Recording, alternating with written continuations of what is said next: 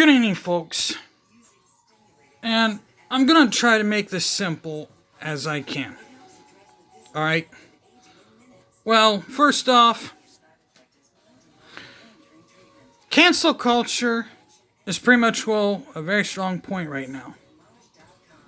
I mean, the Washington Commanders defensive coordinator getting fined for speaking what he believes in.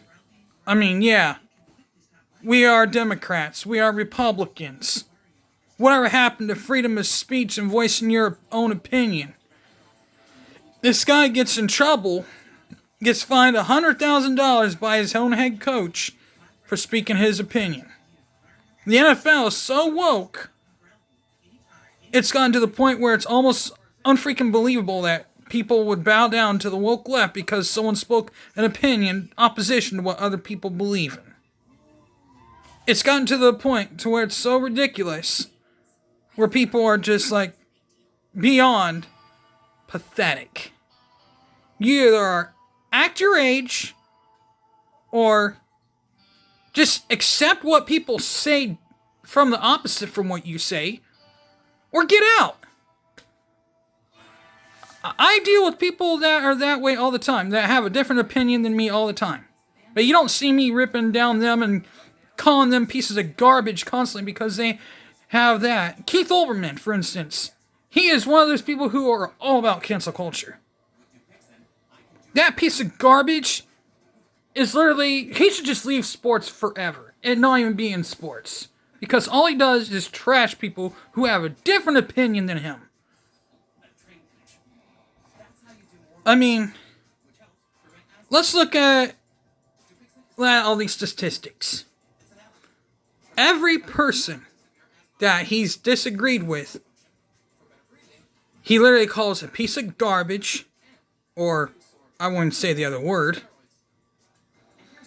but literally, it's a fact. I mean, he literally calls them a bad word. He literally calls them he literally goes so deep low, it's just sad. I mean, I once looked up to Keith Olbermann years and years and years ago, when he was a great sports announcer. But now he's just turned into this piece of garbage who has a different opinion than everybody else. Yes, I respect your opinion. I respect everyone's opinion. But when Trump came into office, he tried to, all you people on the left are trying to push this down our throat that we're the bad guys. That's not how this works, and you're trying to cancel us out like we're the bad people. Which is, you're part of the problem. You people on the left are part of the problem.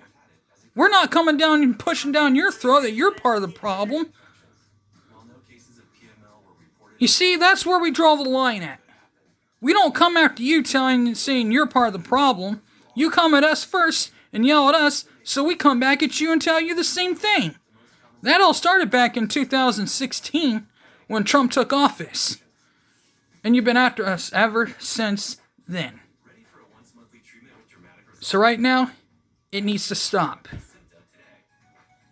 So y'all just need to do yourself a favor. You don't need to draw the line. You need to start canceling each other out. Amongst yourselves. I mean, the Democrats pretty much already having that upheaving with each other. Progressive Democrats versus the simple Democrats versus conservative Democrats, such as the only hope the Democrats could possibly ever have right now is Joe Manchin running for president. Literally.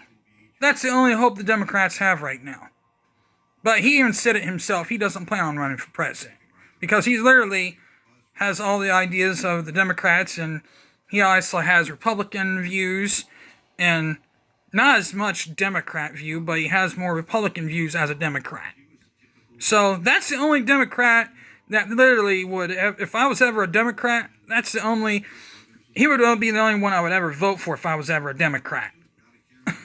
But other than that, I would always vote Republican, but still, if I was ever a Democrat, he'd be the only one I would ever vote for. No one else. No one else would ever get my vote if I was a Democrat. But he's out of West Virginia, so he couldn't get my vote if for anything. But that's the thing. Well, you get people on the left who are pretty much just bombing people on the right, saying you're bad because you have a different opinion than me. What we need to do is sit down at the table and draw a fine line. Draw a line right down the middle. I mean, right down the middle. And come to a simple conclusion here and say, hey, we can't go down this path. And I mean, they keep spraying all these false narratives that are just hurting their reputation already.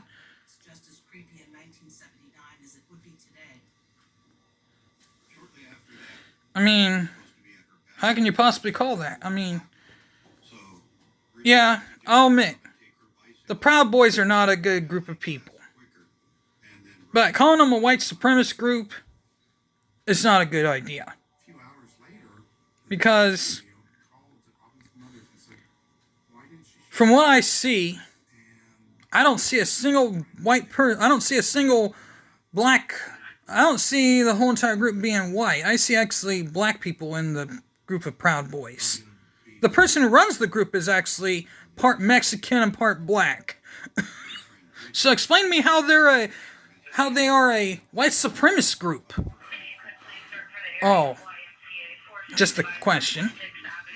As of everything else, perhaps we should start questioning why things just go the way they do. I mean, it's literally how you look at it. I mean, then the woke mob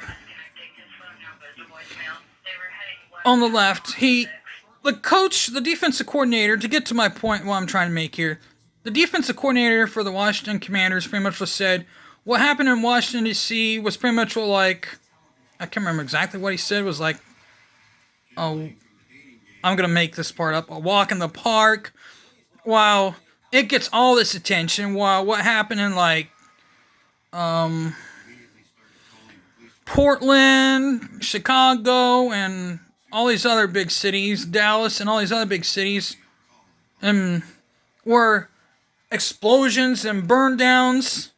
In St. Louis, that's right, St. Louis, were burned downs, and it gets absolutely no attention. We need to look at the big picture here, he says.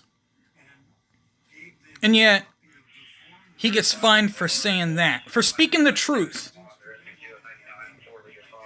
The principles we used to be on is, and what I was taught when I was in school, was the truth shall set you free. Or, better yet, tell the truth. Or when you when you tell the truth, they always you put your hand on the Bible, swear to tell the truth, the whole truth, and nothing but the truth, so help you God. Yeah, we were told to do that.